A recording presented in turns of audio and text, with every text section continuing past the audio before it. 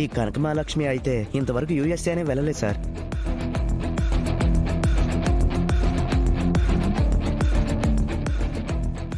మరో cheating case అయ్యా. పాపం ఆ పెద్దాయన కూతురు అల్లుడు అనుకుంటా. అల్లుడితన్ని మోసం చేశాడు. ఈ మధ్య చీటింగ్ కేసులు ఎక్కువైపోయాయి సార్. ఏం చేస్తాం, ప్రతి తండ్రి తన కూతురికి యుఎస్ సంబంధం చూసి పెళ్లి చేయాలని చూస్తున్నాడు. అందుకే ఈ మోసాలు జరుగుతున్నాయి. అయితే ఇంటి పక్కన తెలిసిన సంబంధం చేసుకుంటే ఆ అబ్బాయి ఎలాంటివాడు, వాడికి ఏ అలవాట్లున్నాయి, వాడు ఏం చేస్తున్నాడు, ఈ వివరాలన్నీ తెలుస్తాయి. లోకల్ సంబంధాలు వదిలేసి యుఎస్ఏ పెళ్లి సంబంధాలంటే దేశం కాని దేశంలో వాళ్ళేం చేస్తున్నారో, వాళ్ళు ఏం జాబ్ చేస్తున్నారో, మన అమ్మాయి సంతోషంగా ఉందో లేదో ఎవరికీ తెలీదు, ఎవరికీ అర్థం కాదు. ఎప్పుడైతే ఈ తల్లిదండ్రులు అమెరికా సంబంధాలు కాదు మన దేశం సంబంధాలే చేసుకుందాం అనుకుంటారో ఆ రోజే ఈ మోసాలు తగ్గుతాయి. సరే, ఆ పెద్ద ఆయనకి ఈ వివరాలు చెప్పు. ఎంతకంటే మనమేం చేయలేం. రామ్మా, కూర్చో.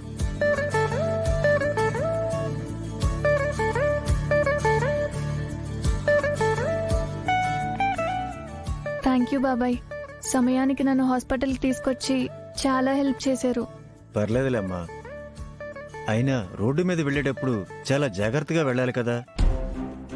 నీ పాటికి నువ్వు వచ్చేస్తున్నావు, ఆ బండివాడు గుద్దేశాడు. అవును బాబాయ్, నాకు తప్పించుకునే ఛాన్స్ కూడా ఇవ్వలేదు. చాలా ఫాస్ట్గా వచ్చి గుద్దేశాడు. సిటీలో ఎవరికి నెమ్మదిగా వెళ్ళడం రాదమ్మా. ఎవ్వరికి దేనికి టైం ఉండదు. పక్కవాడు చచ్చిపోతున్నాడన్నా ఎవ్వరూ పట్టించుకోరు. మనకెందుకులే అని వదిలేస్తుంటారు. సిటీ వాళ్ళంటేనే స్వార్థపరులని అర్థానికి వచ్చేశారమ్మా. కరెక్ట్గా చెప్పారు బాబాయ్. సరేనమ్మా, మీ అమ్మా నాన్నలకి ఈ విషయం చెప్పి రమ్మని చెప్పు. నాకు చిన్న పనుంది, నేను వెళ్ళాలి.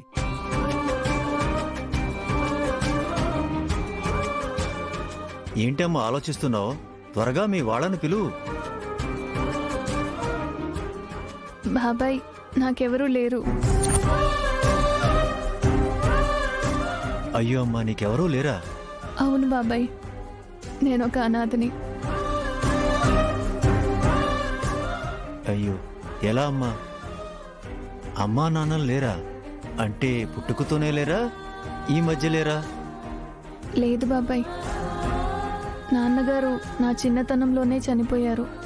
నాకెంతో ఇష్టమైన అమ్మని ఓ దుర్మార్గుడు ఈ మధ్యనే చంపేశాడు. ఆ?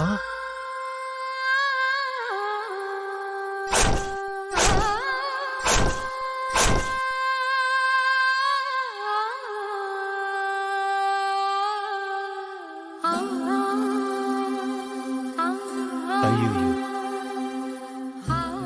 ఇంత చిన్న వయసులో ఎంత కష్టం వచ్చిందమ్మా నీకు. మరి నువ్వు ఒక్కదానివే ఎక్కడ ఉంటున్నావమ్మా? హాస్టల్లో ఉంటున్నాను బాబాయ్. ఆడపిల్లకి ఏ తోడు లేకుండా హాస్టల్లో ఉండటం చాలా కష్టం కదమ్మా. ఏంటో దేవుడు కొందరికి ఇలాంటి కష్టాలు ఇస్తూ ఉంటాడు. పర్లేదు బాబాయ్, నా బాగోగులు చూసుకోవడానికి నాకొకరున్నారు. ఎవరమ్మా? మా లక్ష్మి. మా అమ్మగారు చనిపోయిన తర్వాత మా అమ్మలా లక్ష్మి నన్ను చూసుకునేది. నేను లక్ష్మి వాళ్ళ ఇంట్లోనే ఉండేదాన్ని. బాబాయ్, కష్టాలంటే నావి అని మీరు అనుకుంటున్నారు కదా. లక్ష్మితో పోల్చుకుంటే నావి అసలు కష్టాలే కాదు.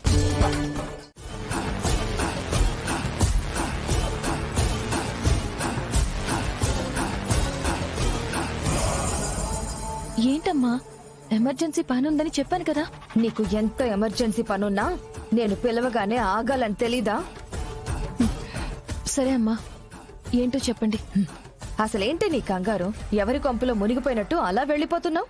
అదేనమ్మా, మొన్నటి వరకు మన ఇంట్లో ఉంది కదా కావేరి, తనకి చిన్న యాక్సిడెంట్ అయిందట. అయితే నువ్విప్పుడు ఇలా పరిగెత్తుకుని వెళ్ళి ఏం చేస్తావేంటి? తను మన ఇంట్లో అమ్మాయే కదమ్మా. తను మన ఇంట్లో అమ్మాయి ఏంటి? తనకి మాకు ఉన్న సంబంధం ఏంటి? వాళ్ళమ్మ రుక్మిణమ్మ గారు మీ ఊరామే కదా. అయితే మా ఊరి వాళ్ళైతే మా ఇంటి వాళ్ళు అయిపోతారా? ఆ రుక్మిణమ్మ విహారీ గారిని కాపాడి ఆమె ప్రాణత్యాగం చేశారు.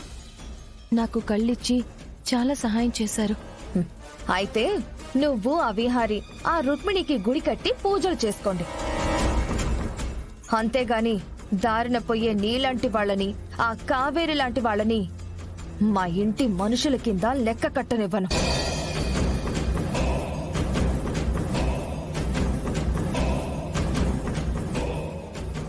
మా వదినకి విహారికి బుద్ధుండదు. ఒట్టి సెంటిమెంటల్ ఫూల్స్. అందుకే ఎవరిని పడితే వాళ్ళని నమ్మేసి ఇలా ఇళ్లల్లోకి రానిచ్చి నెత్తి మీద పెట్టుకుంటారు.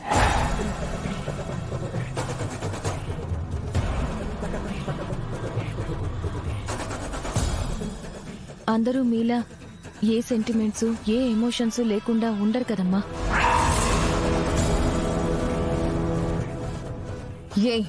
ఏంటే నన్నే అంటున్నావు? నిజమే కదమ్మా.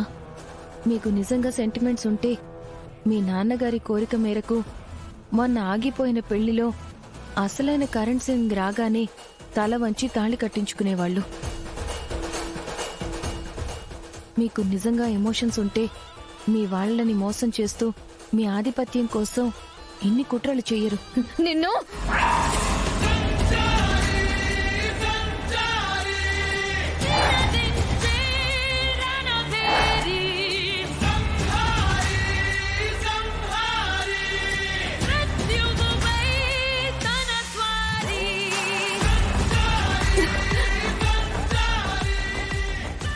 మీరు ఈ ఆవేశం తగ్గించుకుని కొంచెం మమకారాలు అనుబంధాలు ఆప్యాయతలు పెంచుకుంటే ఈ ఇల్లు ఎంతో బాగుంటుంది.